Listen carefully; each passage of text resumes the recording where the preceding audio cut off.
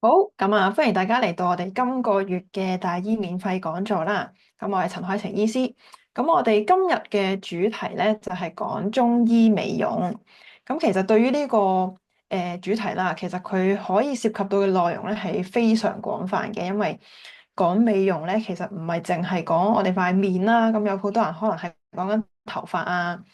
指甲啊、你周身嘅皮膚啊，或者係你一啲毛髮嘅問題。其實全部都係納入喺我哋美容嘅範圍嚟嘅。但係我想即係透過今次嘅講座啦，先就好似大概啦，或者係一個入門咁樣啦，去俾大家知道究竟中醫同美容嘅關係係咩咧？甚至係中醫對於美容嘅作用或者佢嘅角色係啲乜嘢咧？我哋先睇下究竟我哋講話美容嘅範疇究竟可以去到邊啦？因為通常我哋講中醫啦，或者一啲人去真係求診中醫去睇關於美容嘅範疇咧，其實都係甚多嘅。尤其咧就係以下呢一堆嘅，你可以話症狀啦，或者係一啲講緊美容嘅一啲問題。尤其咧就係好多人對於一啲譬如暗瘡啦，或者粉刺啦，或者一啲即係面上一啲小痘咪啊，或者一啲疹咧，特別係覺得比較困擾。然後仲有啲關於係黑眼圈啦，呢個黑眼圈無論係即係有啲人係佢無論係夜瞓或者唔夜瞓咧，其實佢都會有好深嘅黑眼圈。另外咧就係關於一啲頭髮嘅問題，例如脫髮啦或者白髮。但係咧呢度都想同大家講咧，就係關於脫髮啦或者一啲毛髮嘅問題咧。其實都要視乎你嗰個年齡嘅問題嘅，因為喺中醫嚟講，佢覺得即係人嗰個自然生長啦，或者衰老，佢有佢自己嘅過程嘅。譬如如果你係已經可能已經係三十幾歲、四十幾歲、五十幾歲，其實喺中醫經典入邊都講，佢已經會開始有呢個可能會頭髮相對比較稀疏啦，即係比起你年輕嘅時候，或者係會相對係會容易見到有白髮。其實呢啲都係叫做自然衰老啦嘅過程嚟嘅。佢未必一定係一啲叫做疾病或者症狀，所以都要視乎就係你究竟追求嗰個係真係永遠都唔脫髮啊，或者永遠都唔見到白髮啊，可能呢一個咧就係相對唔正常啦。我哋一般講緊，如果真係有脫髮或者白髮嘅問題咧，相對可能係比較年輕嘅時候，又或者就係你可能已經比較年老，但係脫髮或者白髮嘅情況比較嚴重，我哋先會覺得係一個真係屬於一個美容嘅問題嚟嘅。以至到就係一啲叫做雀斑啦，或者皺紋啦，一樣都係。如果你真係逐漸衰老嘅階段，佢可能真係會相對多啲皺紋嘅。個雀斑咧就係唔一定係老就一定有雀斑嘅，即係或者唔一定係話唔搽防曬啊，曬得太多太陽就一定會有雀斑。就可以諗下，譬如人人都曬太陽，人人都未必個個都一定係要搽防曬噶嘛。但係點解有啲人曬完太陽之後，佢可能完全冇事咧？可能就係紅一紅，跟住就會自己變翻一個正常面色。佢未必會停留雀斑。往往呢一個有斑啦，或者一啲雀斑啦，甚至係一啲乜嘅問題啊，有嗰啲問題咧，其實都係同即係個人嘅體質相關，令到好似有一個刺激，可能多咗啲曬太陽之後多咗啲熱氣，多咗啲陽氣之後，佢就好似堵塞咗有一個斑點喺度。以至後邊咧就係講緊一啲叫做面色嘅問題啦。個人容易會見到面黃，即係個面色比較晦暗，冇乜光澤，而且冇乜血色咁樣。另外潤燥失調咧，就係講緊有啲人咧，可能就會成日覺得塊面可能係太潤，即係或者叫太油啦。尤其係有啲嘅部位，有啲人話即係美容嗰啲咩 T 字位啊，容易係會油多啲嘅，或者就係太乾燥啦。包括係整塊面啦、你嘅嘴唇啦，以至係你全身嘅皮膚都可能會太乾燥。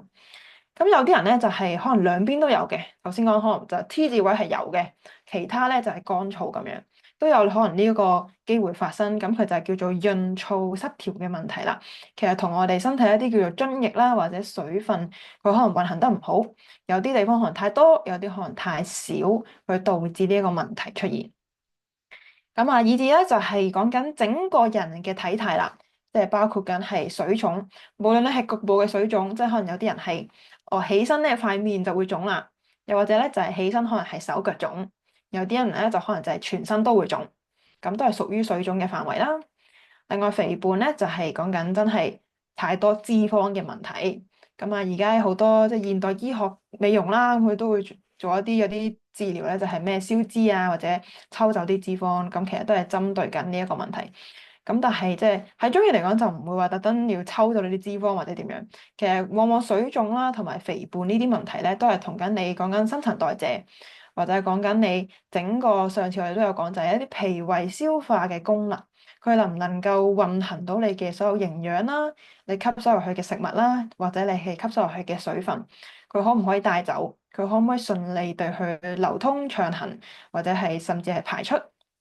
咁呢啲都同我哋嘅即係流通嘅問題相關多啲嘅。咁啊，以及咧就係指甲嘅問題啦，包括就係灰甲啦。咁啊，灰甲喺現代醫學就覺得係有啲真菌啦、細菌感染嗰啲問題嚟嘅。咁但係有啲人咧，其實佢未必一定係有真菌感染，又或者係咧，佢可能嘗試過去買一啲灰甲，搽一啲灰甲水啊，一啲即係喺藥房買一啲嘅膏啦，佢都未必可以消除到。咁往往就係其實講緊你整個嘅指甲生長嘅質素啦，或者佢嗰個佢入邊嘅顏色啦，其實同我哋一啲叫做氣血狀態，以及係特別係同肝血係相關嘅。因為我哋中醫覺得就係指甲啦，即係或者爪甲啦，係對應我哋肝臟，咁所以係可能係同你嘅肝臟啦，甚至可能係你同你五臟都相關嘅。咁啊，指甲嘅脆薄一樣啦，就係講緊嗰個厚度嘅問題。咁通常講話，如果你真係太脆太薄咧，一般都係講緊氣血係不足嘅狀況。咁啊，就算係有啲人係可能成日修甲嘅，咁啊，通常講話修甲都會容易令到指甲脆薄啦。咁但係唔係個個修完甲或者成日去嗰啲美甲啊，都一定會指甲脆薄嘅。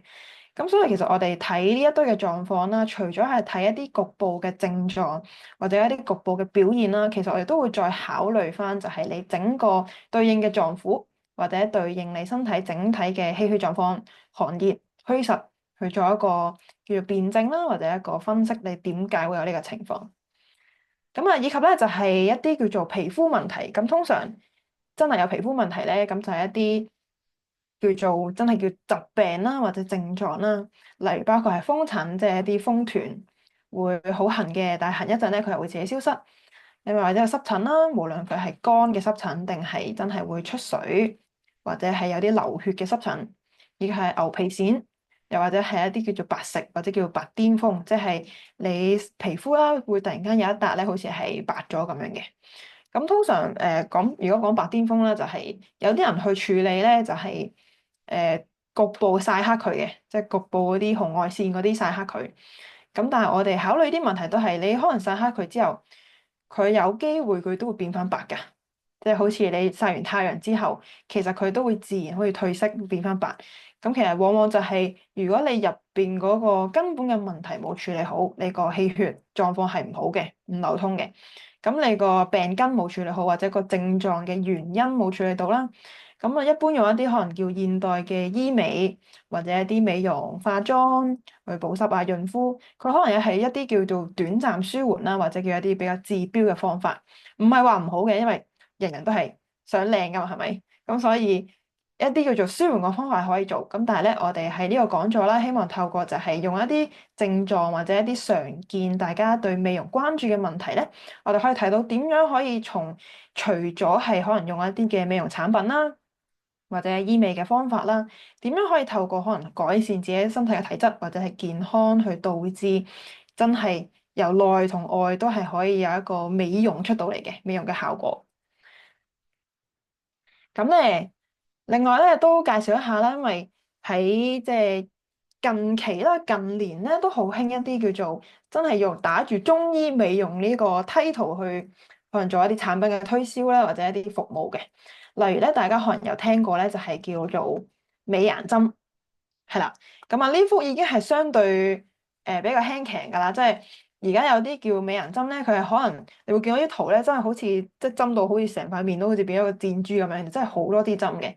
咁但係其實佢啲針咧就係大家會見到其實好幼嘅啫。咁大家可能見到嗰啲顏色咧，只不過係相對容易標示究竟佢針咗邊一個位。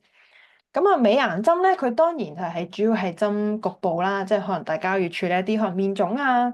邊度皮膚油膩啊、乾燥啊，或者黑眼圈啊，或者邊度暗瘡啊，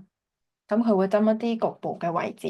咁但係其實如果真係相對一個完整啲嘅美顏針咧，或者叫做有一個系統性啲嘅美顏針咧，其實佢唔係淨係話針緊你局部邊度皮膚出問題嘅位置嘅。咁因為我哋知道，其實我哋面上面咧都有好多嘅穴位啦，或者叫經絡啦。咁所以其實佢針嘅位置咧，都係有針緊一啲傳統嘅經穴，去針對可能係，譬如你呢個黑眼圈係同肝經相關多啲嘅喎，咁佢就會喺塊面度都揾一啲叫做肝經嘅位置。咁佢就唔係單純話你黑眼圈就淨係針隻眼，佢可能咧就係針埋你一啲刺激埋你經絡嘅位置啦。咁所以其實大家聽到呢度咧，你都可能會覺得就係未必係一定要針塊面嘅。我哋中醫美容啦，美顏針係一個好似一個代表咁樣啦。咁但係其實普通嘅針灸啊，即係唔一定針面嘅針灸，可能係針緊你隻手、針緊你隻腳，佢刺激個成條經絡，令到你全身運行嘅時候，佢都一樣係有呢個美顏嘅效果。咁所以就要視乎究竟即係一個醫師啦，或者你去求診嘅時候，佢對於你嗰個淨係一個局部症狀，好似一個美容問題，例如淨係黑眼圈，佢究竟可唔可以理解到係去可能係你身體入邊都有問題咧？唔係淨係話普通要喺度褪黑色素啊，或者係喺個眼圈度搞嘅啫。佢可能係涉及到你全身嘅一啲氣血狀況。咁所以其實美顏針咧，其實佢有局部啦，或者係講緊一個全身調整嘅效果喺度嘅。咁咧，另外咧，唔知大家有冇聽過啦？咁有一隻嘅真係用純中藥嘅面膜啦。咁當然而家有好多面膜，佢都可能會加某幾隻嘅中藥嘅成分落去啦。咁但係咧，本身即係講緊中藥面膜咧，嘅始祖咧，可以話係呢個七子八嘅面膜粉。咁其實咧，佢嘅七子八咧就係有七種有八字嘅中藥材，咁就加落去整成一個面膜，咁就咁敷面嘅。咁就係相傳呢個慈禧太后，因為慈禧太后就好貪靚啦，咁所以咧佢就喺宮廷就叫啲人咧整一啲叫做可以叫做美容啊、美顏啊、可以抗衰老嘅一啲中藥啦，或者一啲方法啦。咁就佢就日日喺度敷咁樣嘅。咁所以咧。咁有人話見到慈禧太后啲相咧，好似啲皮膚都幾光滑喎，咁所以咧就流傳到落嚟咧，而家都覺得即係呢個面膜咧都係有啲用咁樣嘅。咁但係其實睇翻佢啲即係佢啲藥材嘅成分啦，主要都係一啲祛濕啊、行氣啊，或者係一啲叫做通行氣血嘅一啲成分嘅效果啦。咁所以如果係敷喺塊面度，可能有人敷過都話佢會可能係吉吉痛痛啊，或者係有啲好似有啲少少刺激反應咁樣。咁但係敷完之後咧，其實就係將你隻面部一啲嘅經絡啦，或者氣血流通咗之後咧，咁就好似突然間容光煥發啦，或者就去咗水腫啦，或者就啲黑眼圈咧就冇咁深色咁樣。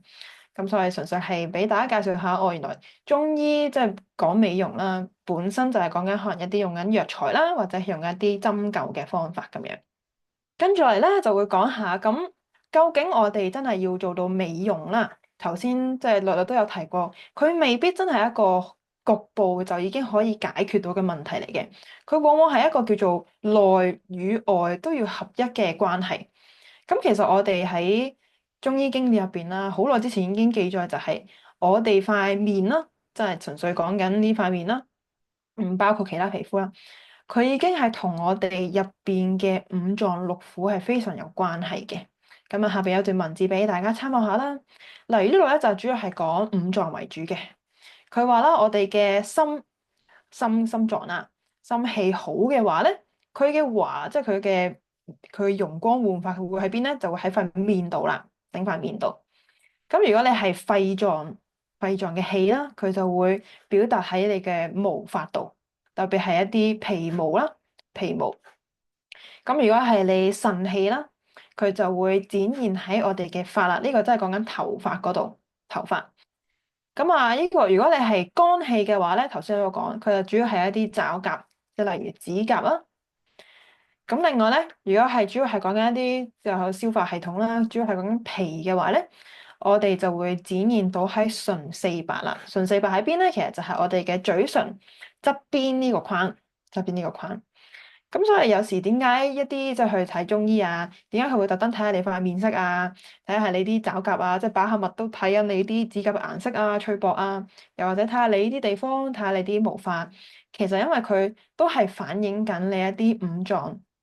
臟為主啦嘅一啲氣血狀況嚟嘅。咁亦都係同時一個參考之處咧，就係例如頭先講，如果你係一啲爪甲問題，我哋可能會先考慮係同肝臟相關。如果你係一啲頭髮問題，可能係脫髮、白髮，咁通常咧就可能會考慮係腎臟相關。咁又或者係如果係你喺呢度呢個唇細白啦，呢個嘴唇周遭可能係有啲發青黃啊，或者喺側邊度已經有啲瘡啊，有啲人生唇瘡就係呢啲位置啊。咁其實往往可能係同我哋嘅脾胃相關，可能就係飲食食出嚟嘅，又或者係你嘅脾胃虛弱導致嘅一啲症狀。咁所以我哋透過我哋觀察我哋嘅面容啦，又或者係如果你知道佢呢個面容對應嘅一啲臟腑關係，你可能就會知道點樣去調理你嘅臟腑啦，或者你知道你個病位，你真正生病嘅根本原因喺邊度啦。咁啊，除咗臟腑之外啦，我哋仲有另一個叫做經絡啦。咁其實經絡咧就係同即係平時可能有大家如果有去針灸都會知道，就係佢係行走我哋全身上下四肢，以至係我哋軀體中央軀幹嘅位置啦。咁其實你好似就係一個交通嘅地方，佢係透過從我哋嘅五臟六腑啦。佢哋五臟六腑一啲氣血會透過呢個經絡，好似有個輸送嘅交通管道咁樣，就會去到你全身所有嘅位置啦，包括係你四肢、頭面，以及係你整個所有嘅皮膚、面容等等。咁其實咧，如果我哋淨係講塊面啊，佢《黃帝內經》都有講到，就係我哋12條主要嘅經脈，以及係365條絡，絡就係一啲再細微啲嘅經脈啦。再細微啲嘅，可能有啲人話係血管啊嗰啲咁樣，微絲血管。佢哋所有嘅氣血就係都會上行到去我哋塊面，而走空竅，空竅即係我哋嘅眼耳口鼻啦，以及就係佢氣嘅津液，即係一啲嘅水分津液啦，都會上分於面，即係好似一啲水分啦，佢會去到你嘅頭面去滋養你嘅皮膚，先至可以令到我哋嘅皮有厚啦。即係有彈性啦，而且係肉堅，就係真係有肉地嘅，係健康嘅。咁啊，淨係睇呢個都覺得好誇張啦，就係咁，即係我可能成塊面嘅一啲所有嘅問題，例如包括黑眼圈啊、暗瘡啊、雀斑啊，或者係你邊度皮疹啊，可能同你12條經脈、你365條絡，同你所有五臟六腑都相關。佢其實就係反映緊你全身嘅氣血嘅問題，全身氣血。以至於係你嘅津液水分都同都同我哋所有嘅五臟六腑啦有關係，所以我哋中醫講美容啦，佢點解一開始同大家講佢嘅範疇好廣咧？就係佢可能講10個鐘、20個鐘都講唔完嘅，係因為佢係涉及到整個中醫嘅系統理論啦、五臟六腑嘅理解，或者係經絡嘅理解。咁但係大家如果即係唔係學中醫，其實係唔需要咁樣深究落去啦。咁大家就係知道係，其實你可能好微小嘅症狀，甚至你唔覺得佢係一個症狀，佢可能只係一個少少嘅缺陷啦，少少嘅唔靚咁樣啦。咁但係可能已經係一個少少嘅線索，令你知道可能你身體健康某啲嘅部分已經開始出現一啲警號或者一啲信號，令到你係知道要開始去重視啦。咁啊〜如果真係再去深究啦，咁其實佢會逐條經脈同你講話，譬如足少陽經上到去面之後啊，你啲邊度啲鬚會又靚又長啊，如果邊度又會啲鬚會短啲啊，邊啲毛會靚啲啊，佢係講得好仔細嘅。咁啊，大家唔係讀醫，佢未必係即係未必需要咁仔細去知道啦。咁但係往往咧，其實就係講緊你可能面上嘅邊一部分嘅毛髮，邊一部分嘅面色。邊一部分嘅症狀啦，其實就會同我哋全身相關。我哋平時有啲叫做望診嘅課堂啦，其實就係透過去望某個局部嘅面色啦，或者嘅形態，我哋會知道你相對嘅臟腑一啲健康狀態。咁所以如果你係尤其係一啲嘅症狀係長期某一啲部位先會有嘅，可能有啲人暗瘡咧，成日都係生喺下巴嘅。成日都聽咧，就係女士嚟月經嘅時候啦，成日都生喺下巴嘅啲暗瘡，或者就係嘴唇附近咁樣啦。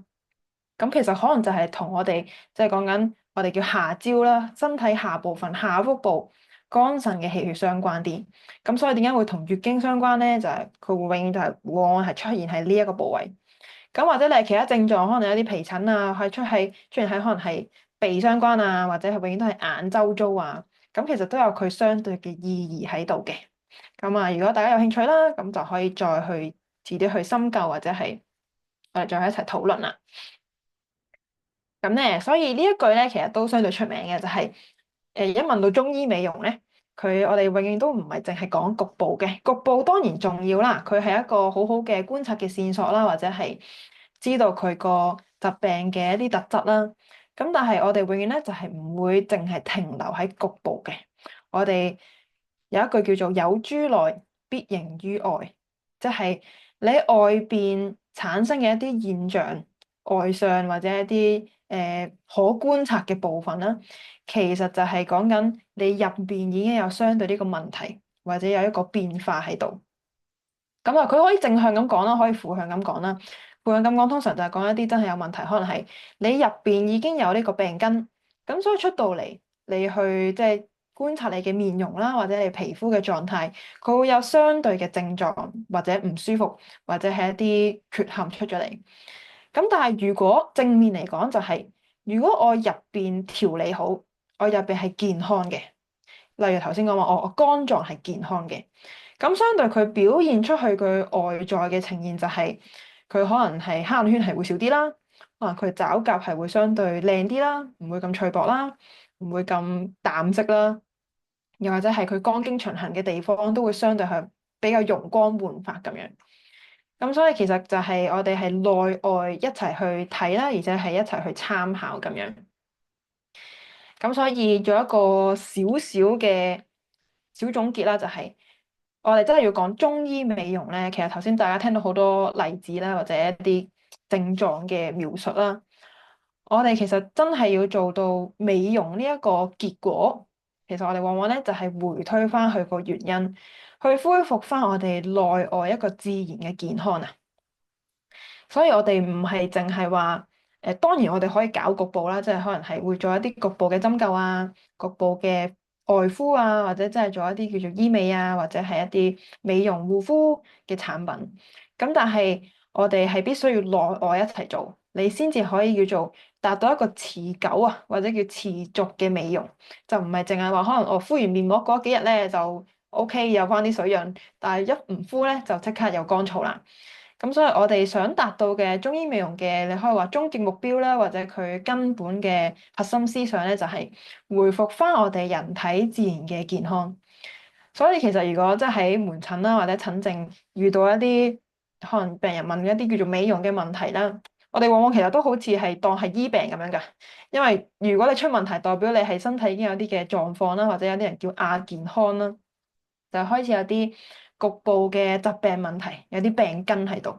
咁所以其實要達到中醫美容啦，其實都係你可以當係一個好似治病嘅過程啦。咁但係如果你覺得未去到真係好似要即係生皮疹啊咁嚴重嘅疾病咧，你可以當係一個少少亞健康嘅狀態，有一個線索俾你知道，你可能係一啲叫做達至健康嘅狀態，或者生活上一啲習慣啦，已經開始出咗少少問題咁樣啦。咁啊，所以咧，我哋通常會比喻中醫美容咧，就係好似呢棵苗咁樣啦。如果我哋個苗根係處理得唔好嘅，或者根本啲泥土已經係缺乏一個營養啦，缺乏水分啦，你會預想得到就係佢生出嚟可能一棵植物，甚至係一棵樹，佢都未必係會靚仔嘅。咁啊，相反嚟講就係，譬如一棵樹，你見到佢嘅樹葉開始枯萎啊、發黃啊、樹枝岩岩慘慘啊。當然我哋可以就係做一啲叫做局部嘅處理啦，例如整靚塊葉啊，幫佢搽啲乜嘢啊、化妝啊，幫佢修剪啲樹枝啊。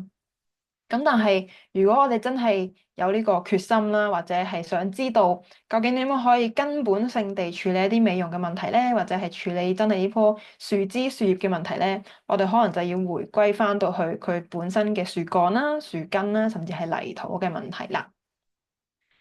咁所以咧。如果我哋真係要達到中醫嘅美容啦，美容嘅效果，我哋會成日講咧，就係一個中醫嘅整全健康。點樣可以達到翻你內外健康咧？咁通常我哋有話明整全啦，就係唔係淨係某幾個局部嘅部分嘅。我哋通常會講話整全健康咧，會分為三大個範疇。咁就係包括我哋生活啦，包括係你嘅作息、你嘅工作啦、休息啦，以及係你嘅整個勞倦勞碌嘅狀態啦，以及咧就係飲食，我哋點樣食啦，食啲乜嘢啦，或者飲食整個嘅時間習慣。同埋咧就係講情志啦，情志咧就係講緊情緒同埋思想。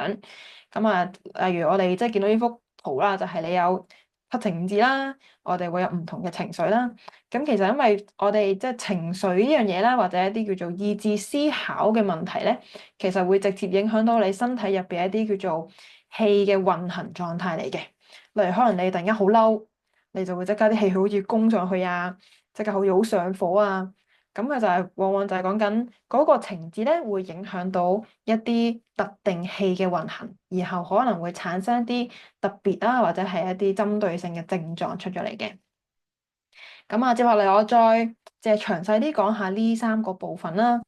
咁因為如果真係要三個部分都講得好詳細嘅話咧，可能真係要一個唔知幾多十個鐘嘅課程啦。咁但係我哋知道有啲無論係生活飲食定情志上啦，其實佢都會有一個叫做一個叫中性啦，或者叫最佳嘅位置嘅。例如我哋點樣生活咧？點樣可以叫生活得好，或者嘅生活方面達到一個健康咧？咁咧有一句就叫做虛邪插風，避之有時，意思就係講緊嗰個環境影響你嘅問題。例如如果係嗰度環境係相對寒氣多啲嘅，比較難寒冷啲嘅，咁我哋要避開呢個邪氣嘅話咧，咁例如你要保暖啦，你要御寒啦。咁又或者如果係嗰個環境係相對焗悶嘅，咁你可能就係、當然就係要着翻少啲衫啦，或者你要流通個環境啦。咁所以主要就係講緊環境嗰個，你可以話氣候啦，或者就係你整體嗰個濕度啊、流通嘅狀態嚟嘅。咁另外咧，《黃帝內經》都有講到一啲例子啦，例如佢話汗出見濕，乃生錯發，意思就係我哋可能有啲人咧做完運動之後出完汗啦，又或者普通出完汗之後咧，佢好似噏住或者有啲濕氣喺度咧，咁就會生一啲瘡仔喺度啊。咁有啲人就現代可能就會話係一啲叫熱痱啦，或者一啲叫做疹啦，咁其實都係相類似嘅。意思就係都係受一啲叫做濕氣啦，導致佢積聚咗啲毒素，堵塞咗喺你啲皮膚度，咁就會生一啲瘡，生一啲嘅疹咁樣。咁又或者咧就係勞汗當風，即係你勞累完啦，可能即係講運動員啦，或者你工作完啦，出咗汗之後，仲要係受到吹風嘅。吹咗啲寒冷啦，吹咗啲寒風。如果佢係有啲寒氣停留咗喺度啦，咁就會產生一啲渣。渣嘅意思咧，即係可以理解係有啲小粉刺啊，或者有啲話小走米啊，其實都係一啲叫做皮膚局部嘅堵塞嘅症狀嚟嘅。咁啊，如果佢再屈得耐多啲啦，甚至係屈而嘅，有啲人話係化咗熱添啦。寒熱兩邊都有，咁就會產生為錯啦。咁啊，都係一啲叫大啲嘅瘡啦，或者有啲人叫癤啦。咁就係一啲喺皮膚上可以見到嘅疹嚟嘅。咁所以意思就係、提醒大家，譬如尤其係出咗汗之後，要保持係乾爽啦，為換翻件衫啦，或者係防止係即刻又再受到吹風啊，吹啲無論寒風熱風都好，總之就係令到自己唔好咁容易受邪啦。咁以及咧，就係、佢都有講到啦。我哋平時生活咧係要叫有起居有常，不妄作勞。意思就係我哋要有一個常規啊、常態喺度。誒、的確而家好多人咧個生活都好變態嘅。變態意思就係唔符合常規啦，唔正常。咁例如就係經常要加班啦，或者就係工時太長啦。香港又都係普遍都有呢個狀況嘅，就係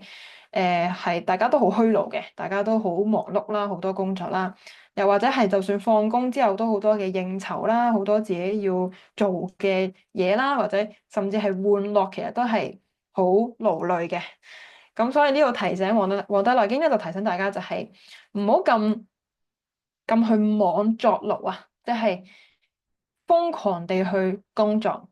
包括係真係講緊返工嘅工作啦，又或者係日常你可能係好多自己嘅業餘啊、興趣啊，其實都可能係一個勞累嚟嘅。又或者就係一啲叫思想嘅勞累啦，諗太多嘢，用腦太多，包括可能成日用電話啊、睇片啊、煲劇啊，其實都係一啲勞累嚟嘅。就算你可能嗰日冇乜點做嘢，但係你可能煲咗全日劇，你都會覺得攰嘅，因為我哋用緊頭腦嘅氣血啦，都係一種勞累嚟嘅。或者有啲人咧，其實佢可能會覺得去休息啦，或者去旅行係放鬆嘅。咁但係其實而家好多人去旅行咧，啲行程都好滿㗎，又或者要周圍周圍勞頓啦，要搭火車啊，搭好多長途嘅機啊，其實都係勞累嚟嘅。咁所以如果大家真係要去認真思考，究竟呢一日入邊啦，或者你一個月入邊啦，有幾多時間係有真正嘅休息咧？係真係有可以滋養到自己，令自己可以放鬆落嚟，令自己可以好似恢復翻個精神嘅時間咧。咁所以佢最後都有總結啦，就係生病起於過用，好多往往係症狀以及係真係講緊美容嘅問題，其實都係講緊我哋太過於去使用我哋嘅身體，無論係真係針對某一啲嘅臟腑啦，定係講緊整體你，總之整個人嘅氣血你就用得太多。咁佢都會呈現翻喺你嘅外在，除咗係真係覺得攰，或者有一啲內在嘅症狀啦，你其實你去觀察一個成日好勞碌嘅人咧，佢個面容都一定唔好噶，即係面色一定可能係比較晦暗啦，好冇厘生氣啦，眼神都好似冇乜神氣咁樣啦，又或者啲皮膚會相對可能係差啲啊，乾燥啲啊，會容易啲起皺紋啊，或者好似有啲好早衰老嘅狀態。咁其實都同我哋整體氣血唔足夠會相關嘅。咁啊，另外我第二個範疇咧就係講緊飲食嘅範疇啦。咁啊，我哋上一次嘅講座啦，有討論多啲啦。咁但係其實喺內經入邊啦，即係經典入邊，佢都有講好多唔同嘅例子，就係可能食咗啲乜嘢會導致一啲咩美容嘅疾病。咁啊，其中一個咧同大家分享就係叫做高粱之變足生大丁。咁啊，大丁可以理解為係一啲叫大瘡啦，大瘡。咁啊，高粱係咩嚟嘅咧？就係一啲叫做一方面啦，係可能叫做高脂肪嘅食物啦，即係難消化嘅食物，例如肉類。另外咧，糧咧就係講緊一啲如果用現代嘅説明啦，就係一啲叫精製嘅食品。精製嘅食品其實就係包括一啲加工咗嘅，例如麵條啊、意粉啊、一啲披薩啊，或者一啲真係即棄食品，或者即用食品，即係杯麵嗰啲，其實都係叫做高粱嚟嘅。咁所以如果係經常食呢啲食物嘅朋友咧，佢其實點解會導致生瘡？其實唔係淨係隻腳生瘡㗎，其實係你可能全身都會有啲暗瘡啊，有啲嘅大瘡啊。其實就係因為食呢啲嘅高脂肪啦、多高油啦，或者一啲精製難消化嘅食物咧，佢係會導致我哋比較容易堵塞嘅。咁如果佢啲毒素塞咗喺腳部、足部嘅位置，咁佢就會足生大丁啦。咁如果你係相對可能係面部冇咁流通嘅，咁就可能會係塊面會生多啲暗瘡。咁有啲人可能係佢背脊係比較堵塞嘅，咁佢就可能容易係生背脊一堆暗瘡咁樣啦。咁所以呢個提醒咧，大家就係如果你係一個容易生暗瘡或者一啲生瘡嘅人咧，往往可能係同你飲食比較大魚大肉啦，或者食得太多精製食品相關嘅。咁另外上次都有分享啦，就係飲食自培，腸胃乃傷。一個人如果食太飽，佢唔單止會傷到腸胃啦，食太飽其實都會導致我哋唔流通嘅狀況，以及就係可能你一個地方唔流通，導致到其他地方好似虛弱咗。其實就係因為你嘅氣血冇辦法去流通到去你上下周身，咁所以就會導致你上下周身可能係一啲皮膚問題啦，又或者係真係全身一啲叫虛弱嘅症狀啦。所以我哋經典都提醒我哋就叫食飲有節，無論係食嘢定係飲水、飲一啲飲料，我哋都要有節制，有一個節度喺度嘅。咁啊，第三個咧就係講緊情志嘅部分啦。頭先講話情志咧就係情緒思想。咁其實咧《內經》係有好多嘅描述啦，或者佢嘅文字係講緊唔同嘅情志、唔同嘅情緒會影響咩臟腑啦，又或者係會影響會變成咩嘅狀態啦，或者係啲甚至一啲叫美容嘅狀態。咁啊，淨係睇呢一度啦，好似好多文字咁。其實大家淨係睇咧，就係心肝脾肺腎，我哋講五臟啦。佢會有即係相對嘅一啲情緒思想，例如就係你思慮太多啦，或者太憂愁啦、太悲觀啦、太悲哀啦，又或者係太過興奮啦，有啲暴喜啦，又或者係太過嬲怒啦，又或者其他講話太過恐懼呢啲狀態咧，一啲叫我哋人類最主要嘅情緒啦。佢去到最後都可以見到就係叫做毛遂色腰啊，意思就係個人即刻會變咗好憔悴，甚至咧就係你所有嘅面色啦、你皮膚嘅光澤啦、顏色啦，都會冇咗，都會消失一樣。意思就係好似真係誒。好似真係嗰啲危重疾病啊，又或者咧，大家可能見過一啲叫做癌症病人啦，或者真係喺醫院嘅病人咧，佢真係會見到佢全身好似真係冇咗個光澤㗎嘛，冇咗嗰個氣息喺度。咁往往就係可能係佢真係五臟或者佢某一個臟已經係非常衰退啦。咁所以呢一度嘅推翻嚟就係嗰個原因，其實係因為我哋有一啲嘅情緒啦，或者有一啲特別嘅意志啦、思想啦，導致你某一個臟腑越嚟越虛弱、越嚟越差。咁所以佢就會去到最後啦，我哋見到觀察到嘅症狀咧，就係真係冇咗嗰個嘅光澤，或者冇咗個神氣喺度啦。咁另外咧，我哋即係中醫講情志嘅理論啦。咁我哋簡單講咧，就係我哋有五種嘅情志係最主要嘅，包括就係怒喜思憂恐。就係如果你係經常一個太容易嬲怒嘅，好容易發敏疹啊、發脾氣啊，又或者係你個思想上啊，成日都好睇唔慣一啲嘢，好容易會好似好動火、動怒、好嬲怒嘅。咁你相對就會容易傷到我哋嘅肝臟啦。咁啊，中醫講嘅肝未必真係西醫講嗰個器官嘅肝臟啦，佢會有相關嘅地方。咁但係其實頭先大家都見到，可能肝臟係講緊你嘅一啲爪甲嘅問題啊，又或者係你下腹部啊、月經啊、生殖器官啊，又或者係你啲叫筋啦、肌肉嘅問題咧，其實都同我哋嘅肝氣相關嘅。咁以至咧就係如果你係經常暴喜，或者經常就係好似控制唔到自己太開心，或者笑到收唔到嗰啲人咧，咁佢有機會就會傷到我哋嘅心氣啦。咁啊，上次都有講啦，就係思傷脾，我哋只要有思考，只要有思慮，你就已經會容易傷到我哋嘅脾氣，整個消化系統。咁又或者咧，就係憂傷肺，即係一個人咧比較容易悲憂多啲，比較容易悲哀。有啲人佢可能喊完一大場之後咧，就即刻好似冇晒氣力啊，講嘢都冇氣啊，或者即刻會咳嗽啊，其實都係一啲叫做肺部嘅疾病啦。又或者就算你唔係一啲咁誇張，即刻要大喊一場，可能你平時係相對個人比較消極啊，個人比較悲觀，係會成日係諗向負面一面，咁都會容易傷到我哋講肺氣呢一部分嘅。以至咧就係恐傷神，即係一個人比較驚青，比較多恐懼，好多嘢都係好驚恐啊，好長期係一個好似好驚驚嘅狀態咧，咁佢嘅腎氣咧可能都會受傷嘅。咁所以呢個就係五志啦，對應我哋中醫講嘅五臟一個對應嘅關係啦。咁所以即係大家見到就係，如果真係要達到整全健康啦，主要就係喺生活、飲食同埋情志裏邊入手嘅。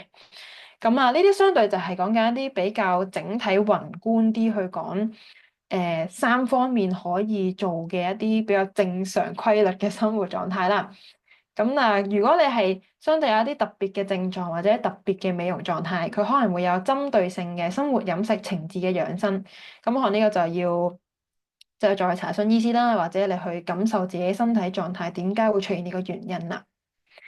咁啊，接下嚟啦，都想用兩個嘅症狀再同大家去，即係你可以話呈現一下我哋點樣講中醫整全健康啦，又或者係你可以對應翻哦，如果你係有呢兩個症狀，你會唔會有呢啲嘅問題係透過生活、飲食或者情志三方面去改善呢？咁啊，第一個咧就係好多人都好關注嘅，就係暗瘡嘅問題啦。咁啊，暗瘡問題咧就唔單止係講緊面部嘅，如果你係講緊身體軀幹啦、背脊啊，或者頭先講話足身大丁啊，同瘡瘍呢啲暗瘡相關咧，都可以接下嚟嘅文字啦、內容都可以參考嘅。咁我哋一般認為咧，就係暗瘡咧，如果我哋叫做分寒同埋分熱啦，佢主要咧就係講緊一啲叫熱氣或者火氣多啲嘅問題嚟嘅，就係熱氣太多，或者就係個人容易上火，就會有生暗瘡啦。咁但係咧都要留意，就係我哋通常講熱氣啦，或者講火氣啦，我哋需要分虛火同埋實火兩方面嘅。咁啊，通常講話實火啦，就係如果講一啲暗瘡嘅症狀啦，或者暗瘡嘅表現咧，就係嗰個人咧，通常係相對壯實啲嘅，即係平時都係相對健康啲，唔會話成日好似攰賴賴啊，好疲倦咁樣。相對咧係個人精神啲啦，而且咧嗰個暗瘡可能係會容易紅腫多啲，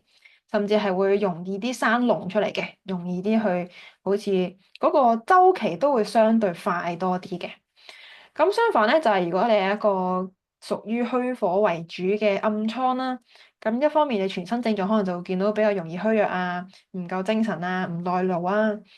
而導致嗰個暗瘡嘅表現咧，可能就係會相對冇咁紅啦，甚至有啲人咧就係相對暗色多啲，而且有啲人咧佢係難啲會化膿嘅，即係有啲人就話叫石頭瘡啊，即係好硬淨啊，好晦暗啊，好難消腫。所以佢整個暗瘡嘅恢復啦，或者佢痊愈嘅周期咧，都係會相對較耐多啲嘅。咁啊，我哋無論啦，你係實火定係虛火嘅暗瘡啦，咁其實都係關火氣嘅問題事嘅。咁但係其實我哋喺臨床啦，或者係即係一般人見到好多暗瘡嘅問題咧，大部分都係虛火為主嘅，因為大家都好勞累啦，好虛弱啦，咁所以佢主要一啲生暗瘡啊，都係可能細細粒啊，跟住又好耐都退唔到啊，又或者咧就係整個人都好虛弱咁樣。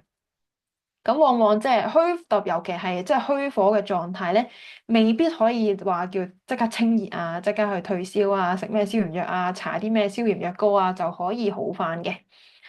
咁啊，如果我哋即係用一個中醫整全健康嘅角度去睇，我哋從生活、飲食、情志三方面去講一啲暗瘡嘅可能成因咧。咁我哋首先講下生活先啦。咁因為我哋主要都係圍繞住係太多熱氣或者太多火氣導致嘅。咁所以咧，如果係講緊即係生活環境啦，如果你係相對容易係一個叫做鬱熱嘅環境，即係好容易係好焗悶啦，又或者可能長期喺一啲好熱嘅地區，又或者係即係有啲人會講話香港好似好濕熱咁樣啦，咁就因為好似多咗一個濕氣喺度啦，好似壓咗啲火氣入去，令到啲火氣散唔走啊。咁就會令到一啲火氣嘅毒素啦，停留喺一啲局部嘅位置，咁所以佢就會產生咗一個叫鬱熱啦，或者係一啲熱氣太多嘅狀態啦。咁啊，如果你係虛火暗瘡為主啦，咁一定就係講緊你生活一定係太過勞累啦，太過勞倦，工作太多，休息時間唔夠，冇辦法好好去即係滋養翻自己啦。咁所以就會容易產生一個虛火上火嘅狀態啦。咁啊，相信好多人都有呢個感覺嘅，例如可能係你嗰一日遲咗瞓覺，或者嗰日通宵通頂，你第日如果真係你比較虛弱，冇辦法去自己好似調整翻嘅話咧，好多人可能會見到就係即刻口乾啊，或者咩生痱滋啊，有啲人就會生眼挑針啊，即刻起暗瘡啊。咁其實未必係你真係可能食咗啲咩好熱氣嘅嘢，純粹係你真係休息唔夠，虛弱咗就會產生呢個虛火出嚟啦。咁啊，如果講飲食方面咧，就係尤其係實火咧，通常就係一啲真係大魚大肉，食得好多嘢，成日食到好飽嘅人咧，導致佢太多氣血谷住咗喺度，咁就會產生呢一個實火嘅狀態啦。咁所以飲食過飽啦，而且就係過多一啲叫做肥甘厚膩。即係好多油脂啊，好多肥膩啊，好多脂肪，又或者頭先講一啲叫做高粱啊，即係一啲精製食品太多咧，其實都係一啲難消化，令到佢好似谷住咗好多氣血喺度，就係我哋一般嚟講就叫肥甘厚膩啦。膩都包括係調味太重嘅，咁啊，而且咧就係、大家如果真係生過暗瘡嘅人都知道，就係食熱氣啦，即係辛辣嘅食品啦，或者就係嗰個烹調方式係相對煎、炸或者係一啲焗啊嘅食物啦，都係相對熱氣嘅。又或者就係嗰個熱氣本身個屬性係相對溫熱，例如即係一啲榴蓮啊，一啲可能有啲人中意食薑啊、薑茶嗰啲咧，都係相對即係叫偏溫熱性嘅食物嚟嘅。咁啊，如果你係即係虛火狀態啦，咁都同時可能係同你腸胃虛弱相關，就會導致有虛火啦。點解呢度特別要再講話腸胃虛弱導致嘅虛火咧？係因為如果有虛火嘅人咧，佢的確可能頭先食嗰啲咩肥甘厚膩啊、煎炸溫熱咧，佢都即刻會生暗瘡噶啦。咁但係如果你係腸胃虛弱嘅，如果你有興趣可以參考翻上一個講座啦。就算佢可能食一啲叫做寒涼嘅東西，或者係生冷，即係偏寒性嘅東西，佢都可能會生暗瘡㗎。所以如果你係腸胃虛弱，有啲人咧可能食一杯雪糕，佢就會生暗瘡。如果你唔明白呢個機理咧，你會覺得係完全唔關事或者完全唔合理㗎。即係我哋講話食一啲凍嘢、寒涼嘢，唔應該係會產生一個熱氣出嚟㗎嘛。咁但係如果你係腸胃虛弱，尤其你再食一啲生冷係會傷及腸胃嘅食物咧，嘅狀態咧，咁佢都一樣係會產生虛火。所以有啲人點解可能食完雪糕啊、食完凍嘢之後，反而係會口乾、牙肉腫、舌腫、暗瘡或者生疹，可能都係同你腸胃啦，或者係一個虛火嘅狀態相關嘅。咁啊，以及就係一個情志嘅問題啦。因為我頭先講話，我哋所有嘅情緒思想係會直接影響我哋五臟六腑氣血嘅運行嘅。雖然好似我而家淨係生粒暗瘡咁樣啦，一般人覺得生暗瘡就可能係食出嚟啊，或者食咗熱氣嘢啦。咁但係如果我哋真係再去深究點解你會咁容易上火咧？人人都食熱氣嘢，點解得你會生暗瘡咧？咁佢可能係都會有情志呢部分嘅。例如就係頭先講話同火氣相關嘅情志咧，就係同憤怒或者講怒火，個人咧成日都好容易嬲爆爆嘅，甚至你唔去展現出嚟，你係喺入邊怒火中燒咧，佢都係有個火字喺度嘅。所以如果你係經常有呢一種嘅情志喺度咧，你係都會容易有一啲叫上火症狀，就係例如暗瘡啊。咁啊，其他嘅一啲情緒啦，可能就係一啲叫做焦急嘅問題，或者一個人太焦躁。我哋見到呢個焦字呢個字下邊，佢其實嗰四點都係講緊一個火字嚟嘅，火嘅意思。個人成日太心急啊，即係好，譬如太心急，佢要完成一啲工作啦，又或者係呢個講話心急如焚啦，都係火字嚟嘅。個人太好似太灼火啊，太灼啦。咁所以咧，佢就算無論你係虛火實火都好，你一個人一急起上嚟咧，就即刻有啲人會即刻好似好熱咁樣啦，好似好焗悶咁樣。其實就係你啲火氣開始往上走。咁其實心急呢個狀態咧，就同我哋上面講話生活一啲叫做過於勞倦都有關係嘅。往往一個即係心急啦，或者一個好焦慮啦，或者好焦躁嘅人咧，成日就係覺得好多嘢未完成啊，或者好多人完成得唔夠好，做得唔夠好。咁所以咧，導致嗰個結果咧，就係你會想做多啲，再取多啲，再做得好啲，咁就會產生咗一個過於勞倦嘅狀態。咁咧，所以其實我哋即係生活啦、飲食情志咧，雖然我哋即係分開三楷嚟睇啦，咁但係其實可能佢哋係環環相扣、息息相關。你點解會過於勞倦？可能係同你嘅情志相關，或者你點解會成日食咁多嘢、成日食咁急？可能都係同你一啲叫做情緒啦、性格思想係相關嘅。所以我哋往往處理某一個問題，我哋用線索睇啦，就可以用呢三部分去睇。咁但係如果真係繼續去往內去尋根啊，去尋找病根嘅時候，你可能會越睇越多。其實點解你會咁容易搶火咧？點解咁容易熱氣咧？可能會有一啲更深層嘅原因喺度。咁啊，另外都同大家分享另一個症狀啦，就係講緊黑眼圈。咁呢一個黑眼圈咧，就係包括係可能係唔夠瞓嘅黑眼圈啦，又或者係有啲人咧，佢就算夠唔夠瞓都好咧，佢都有黑眼圈嘅。因為本身黑眼圈呢一個嘅症狀啦，或者觀察到嘅東西啦，佢就係同暗瘡相反啦，佢就係偏向寒氣多啲嘅，甚至咧我哋會講話係可能有一啲叫做淤血嘅問題。咁但係通常有啲嘅淤血啦，都係會同講緊寒氣累積太多，導致可能係血脈收縮啊，血脈行得唔夠運行，唔夠流暢咧，導致一啲淤血問題。尤其如果你觀察你嘅黑眼圈咧，有啲人黑眼圈咧係相對再暗深，即係晦暗多啲啊，甚至咧即係會見到比較瘀青多啲。咁你就知道你可能除咗有寒氣之外，就係身體都有啲淤血喺度啦。咁以及咧就係可能都會有一啲叫水濕嘅問題啦，例如有啲人嘅黑眼圈咧就係偏真係黑色多啲嘅，又或者係比較腫起嚟嘅，即係會見到個好似有個眼袋喺度咁樣嘅。咁其實都係反映緊你除咗係有可能寒氣淤血之外，可能仲有啲叫做水濕嘅問題啦。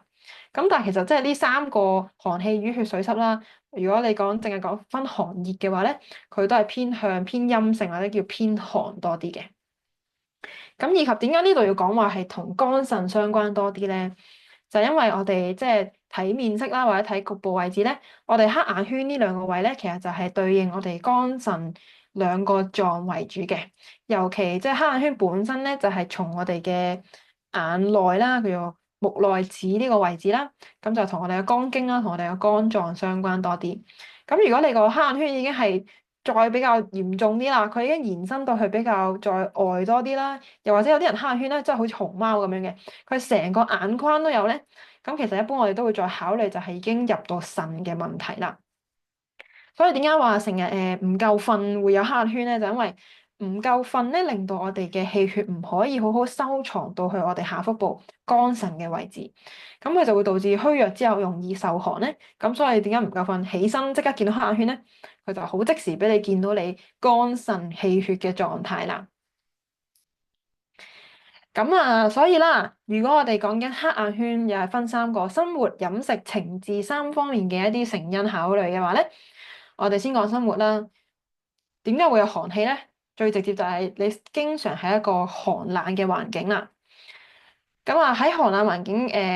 唔係淨係秋冬天嘅，香港嘅春夏天都好寒冷嘅。如果真係特別天氣回暖啦，你可能去搭公共交通工具啊，去商場啊，你已經 feel 到大家已經要開晒冷氣啊，開晒吹風啊，吹冷氣啊，一個好寒冷嘅環境，佢好似要維持喺一個正常溫度，永遠都係20度咁樣嘅。咁但係對於人體嚟講，其實佢都係相對偏寒嘅。咁或者有啲人係佢經常係去夏天夜晚都要開冷氣嘅。你以為夏天好似好健康，多咗啲熱氣，咁但係其實可能係一個機會去俾你接收多啲寒氣。咁所以寒冷環境咧，主要就係講緊真係受寒嘅問題。咁啊，以及咧就係虛弱受寒啦，就係可能喺同一個25度，點解有啲人就會冷親？點解有啲人冇事咧？就係如果你本身身體已經虛弱啦，就係虛弱嘅成因，頭先有講啦，可能係過勞啦、過於勞倦啦、太多嘅勞碌啦，導致虛弱之後，你相對嗰個你可以話抵抗力啦，或者嗰個抗邪嘅能力會少啲，咁佢就容易可能就算個天氣唔係好凍，環境唔係好凍，你一樣都可以有受寒嘅機會嘅。咁另外，因為頭先講黑眼圈啦，同我哋即係肝腎係比較相關，咁所以如果一個人係房事太多，佢都會容易傷到肝腎氣嘅。又或者以及咧，就係叫久病啊，即係你如果有呢啲長期嘅病患啦，無論你係咪肝腎病患都好，只要你係長期病患，好似長期都要用一啲正氣去打交嘅時候，久而久之，如果你係冇好好去醫治嘅，佢一樣都會好似攞翻你啲本錢去抗邪，就會攞我哋人體最下部分肝腎嘅氣血啦。咁所以呢幾個即係因素啦，都可能係會導致你黑眼圈點解久久不退嘅原因嚟嘅。咁飲食方面咧，就係寒氣啊嘛，咁所以一啲叫做生冷寒涼嘅食物啦、凍飲啦、凍食啦，同埋咧呢度就寫咧就係飲水太多，因為即係水咧都係偏陰嘅，我哋要消化水，水係要消化嘅。要消化水嘅話咧，係要用你嘅胃火啦。咁所以如果你飲得太多水，根本係唔需要飲咁多水，但係你經常好似灌水落去咧，就好似搵啲水熄咗啲火㗎嘛。咁冇火，自然就會好似變咗一個相對寒氣多嘅狀態啦。咁以及就係如果你係腸胃虛弱嘅，一樣都係，就算你可能食一啲好平和嘅食物啊，你都可能會受寒咁樣。咁啊，情志方面咧，我哋主要對應肝腎嘅話咧，就係講緊可能有一啲叫做抑壓嘅憤怒。抑壓憤怒通常就係講話，你係嬲嘅，但係你係冇表達出嚟，抑壓咗，壓咗落去。通常就係可能講一啲人係敢怒不敢言啦，佢見到係睇唔過眼嘅，好嬲噶啦，但係佢又冇表達出嚟，壓翻落去，咁咧就容易就係會傷到我哋嘅肝臟。咁另外頭先講話腎嘅情志啦，對應就係恐懼啦。如果你係個人比較恐懼太多啦，好多驚青啦，咁你都會傷到腎氣。繼而如果佢受寒啦，或者有啲淤血水濕嘅問題咧，佢都會呈現咗喺一個黑眼圈嘅問題。以及就係因為即係黑眼圈係講緊一個偏寒、偏陰性嘅一個症狀啦，所以如果你係有一啲叫做偏陰、偏寒嘅情志啦，容易係悲觀、負面、消極，甚至係講一啲無力感啦，生活係冇乜動力嘅，咁你都會容易係會患一啲叫做寒氣相關嘅症狀。咁喺面部上面咧，就可能係一啲叫做黑眼圈啦。所以黑眼圈咧，佢可以用一啲局部嘅方法啦，例如你真係可能針灸啊，敷面膜啊，或者有啲人係食一啲褪黑色素啦，佢可以有一啲叫做短暫解決啦。咁但係如果你係長期啦，或者係有啲人都可能試過，就係佢食極或者做極呢啲方法都消退唔到，或者好快，就算你可能係足夠休息啊，足夠休息意思可能係你解決咗生活方面，但係你可能仲有飲食或者一啲情志嘅考慮咧。令到你個黑眼圈無法根治嘅話，咁你就可以參考下呢三部分，究竟你會唔會做得足咧？或者有冇一啲你對應嘅地方，可能係你曾經忽略過嘅？咁啊，最後啦，到即係想同大家總結分享就係，如果我哋真係要達到即係中醫美容，或者係個人係靚嘅，個人係好似好即係好容光煥發嘅。我哋除咗講話，即係要顧及生活、飲食、情志整個三方面嘅整全健康之外，其實最頭先講嘅咁多嘅方面啦，佢嘅大原則咧都係生活自然啊，即係你跟翻整個自然規律去作息啦，去飲食啦，去跟翻整個即係情志嘅運行啦。我哋唔需要話偏執於太多一個情志，其實我哋係五個情志，任何嘅情緒都可以擁有啦。令到佢導致你完全地好似真係生活自然，好有一份從內而發嘅一種喜悅自在喺度。無論係生活、飲食定情志方面，你都感覺係舒服嘅，係你而家一個生活狀態係相對理想嘅，係相對可持續性嘅。咁你先會容易產生呢一種嘅所謂喜悅或者一個自在感。我哋真係成日講話真正靚嘅人咧，唔係淨係睇外表嘅。甚至係點解有啲人佢就算即係可能邁向一個自然衰老嘅狀態，你都覺得哦，呢個人有個皺紋或者有呢個雀斑，點解都感覺係靚嘅咧？係感覺好似好美麗、好有氣質咧。其實就係同我哋內在一個狀態相關。往往我哋講話美麗啦，真係一個美嘅人，無論係女人定男人，佢都係需要從內而外咁樣散發一種光榮嘅美貌。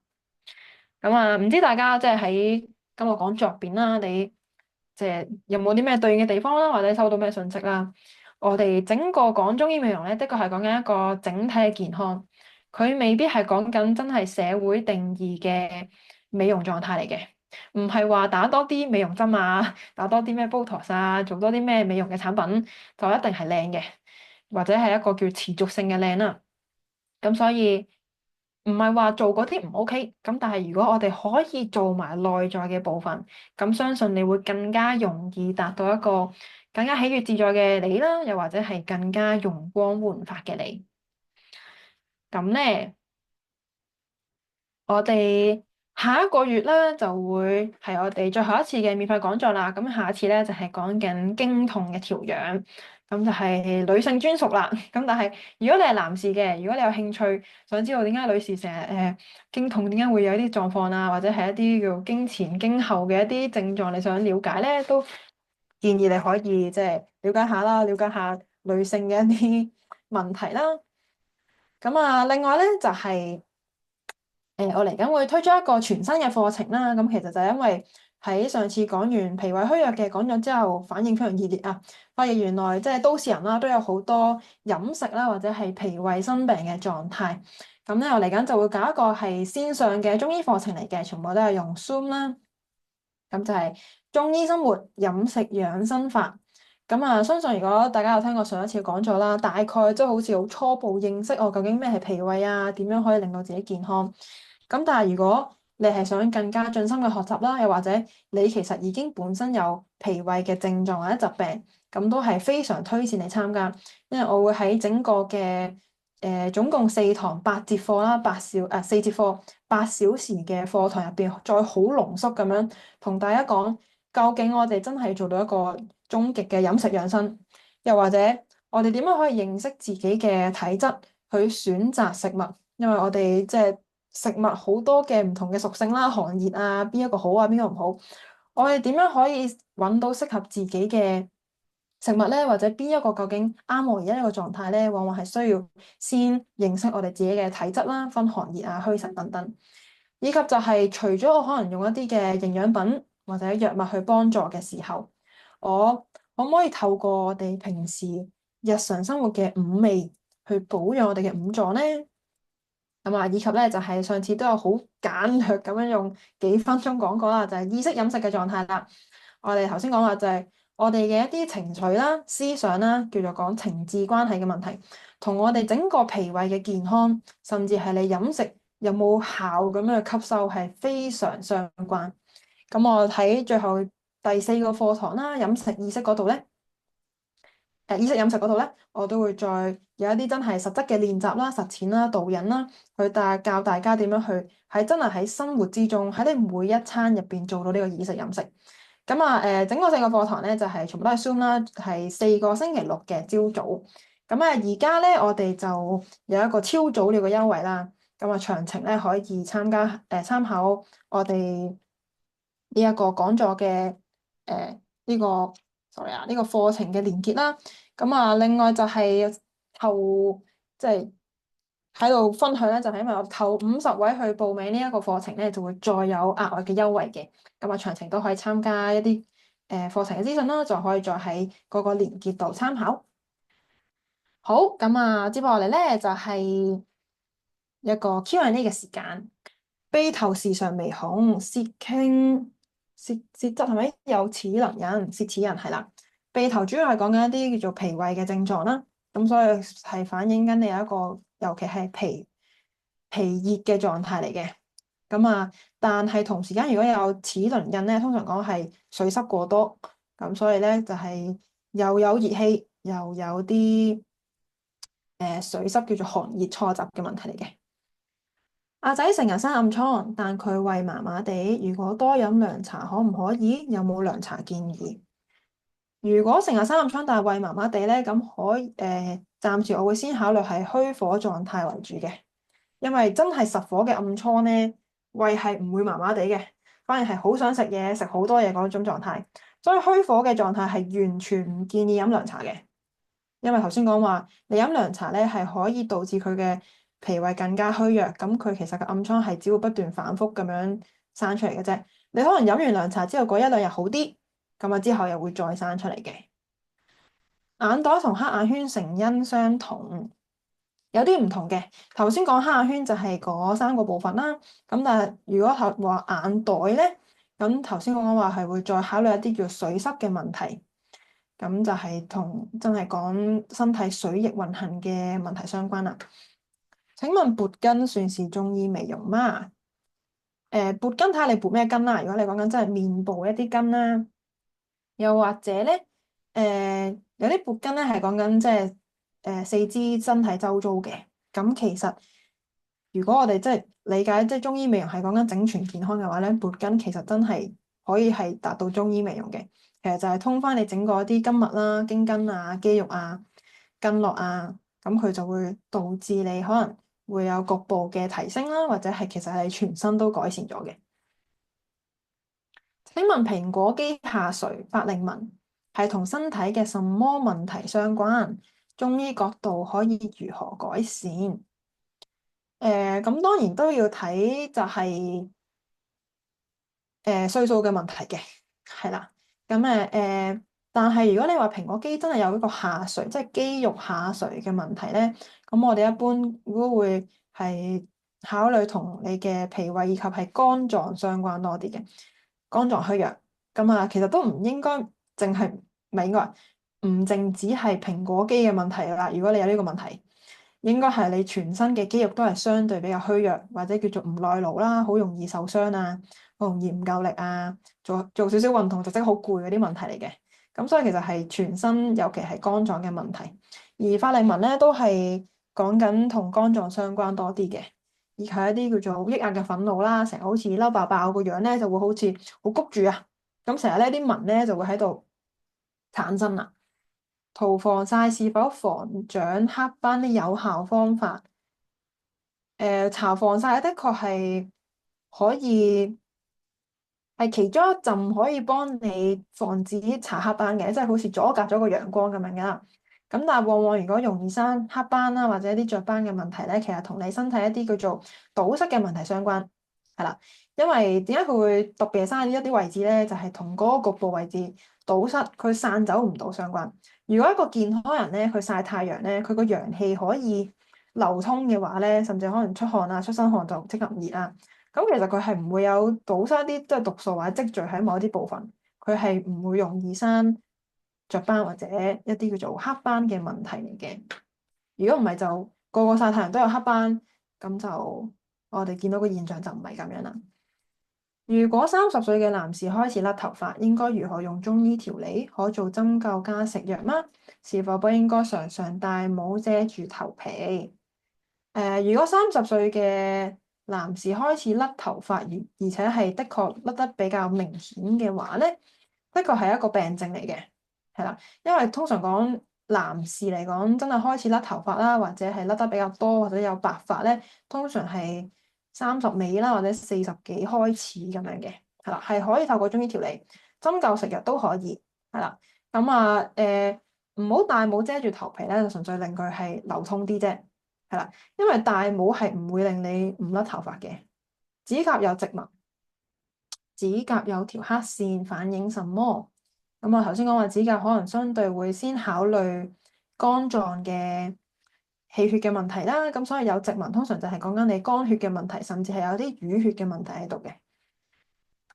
成日夜瞓但瞓到8個鐘，咁會唔會都影響肝腎？咁就要視乎你嗰8個鐘係咪一個高質素嘅休息啦。有啲人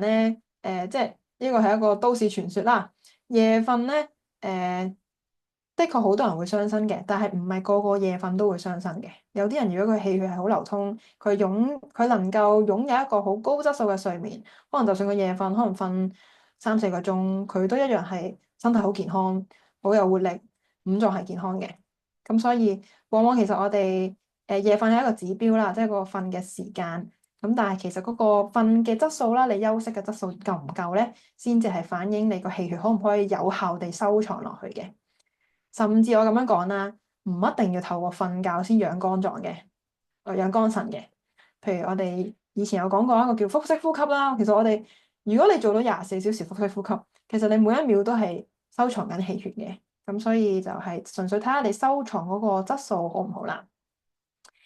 中醫美容針其實有冇幫助？咁一嚟睇下你係究竟係咩美容嘅問題啦，二嚟就係嗰個美容針嘅治療能唔能夠針對性地去幫你根治問題。幫助就一定有嘅，因為佢始終喺局部去處理啊嘛，咁所以同你去做任何美容啊、護膚產品啊，都一定係有幫助嘅，只不過係幫助嘅成效大唔大啫。肝斑如何生成？點分辨是否肝斑？咁啊，斑頭先講就係同一啲堵塞啊，或者偏寒氣，因為佢係偏晦暗啦，偏寒氣相關嘅。點排肝毒。好，如果講中醫嘅肝毒啦，就未必係淨係講話即係嗰啲咩肝酵素啊，嗰啲肝臟排毒嚟嘅。咁啊，一般講話點排肝毒咧，頭先講你可以參考翻就係生活、飲食同埋情志三方面嘅。咁啊，生活當然就係講緊你有足夠嘅休息啦，足夠嘅高質素嘅休息啦，以及就係減少勞累啦。咁飲食咧就係講緊有啲真係會對應肝臟多啲嘅飲食嘅。如果有興趣咧，我新嗰個課程咧都會有講，就係五味保養肝臟，五味保養五臟啊嘛。我哋每一個臟咧都會有相對嘅食物去針對性咁樣去調理啦，又或者係我哋可以話排毒啦。驅邪嘅狀態嚟嘅，以至頭先講話情志相關咧，就係對應肝臟，主要就係講緊一啲叫做憤怒嘅問題啦。咁就係講緊點樣可以去好好釋放憤怒啦，好好去裏邊一啲怒火和解嘅問題嚟嘅。請問係咩新課程？係啦，啱啱我哋留言啦都 po 咗出嚟啦。除咗我哋講座回饋表單啦，就係頭先講一個誒。頭先我哋講，我嚟緊啦，會係有一個真係主打飲食養生嘅一個課程啦，就會同大家講點樣去選擇食物啦，以及係你身體體質，同埋點樣可以輕鬆地保養我哋五臟，以及就係透過我哋情志啦、意識嘅調養啦、調理啦，我哋可以達到喺你每一餐都可以好有效地吸收營養，而且令到你整個脾胃以及係你五臟健康狀態嚟嘅。咁所以有興趣可以即係詳情啦，可以再喺嗰個課程嗰個連結度參考。咁啊，另外咧，因為我哋而家有一個超早鳥嘅優惠啦，就係誒大特價啦，同埋咧就係首50位報名咧會再有額外嘅優惠嘅，係啦。咁另外整個課程除咗係 Zoom 之外咧，如果你係想再重溫啦，或者你係 miss 咗個課程咧，我哋都會有3個月重溫、無限重溫嘅。你總之你方便嘅時候可以再去參考或者再去做一啲嘅練習嘅。肝鬱脾虛嘅人士適合上呢個課程嗎？非常適合。呢個課程就係，尤其係你有脾胃症狀，例如係一啲消化不良啦，一啲真係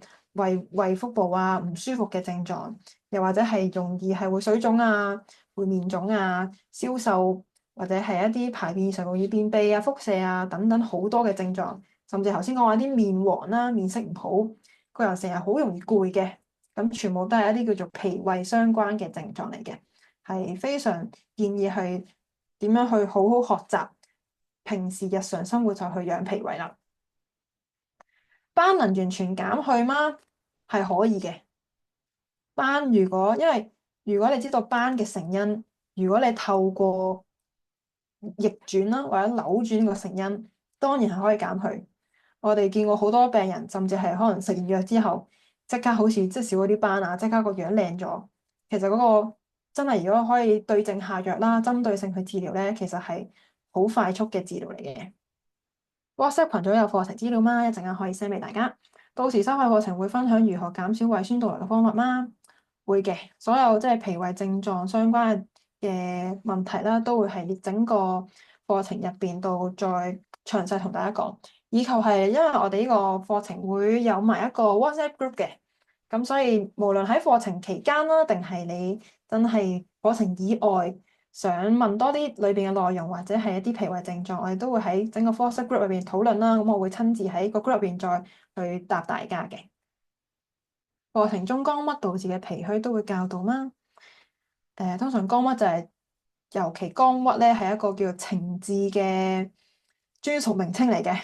係啦。咁所以如果尤其係入邊課程入邊講一啲情志嘅問題啦、情緒思想嘅問題啦，其實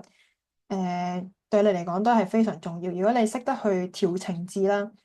我哋無論係肝臟健康定係脾臟健康都會相關嘅。海外可以參加嗎？係可以嘅。如果即係你睇翻你個時差啦，我哋全部都係 Zoom 嚟嘅啫，只要有網絡就上到噶啦。以及係就算你錯過咗，都可以有3個月嘅重溫。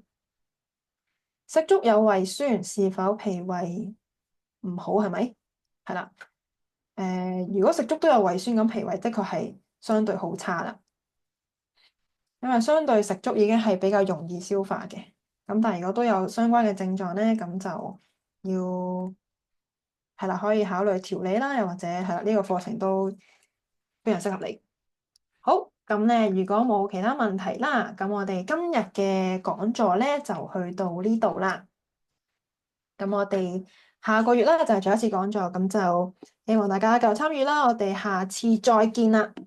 多謝大家，拜拜。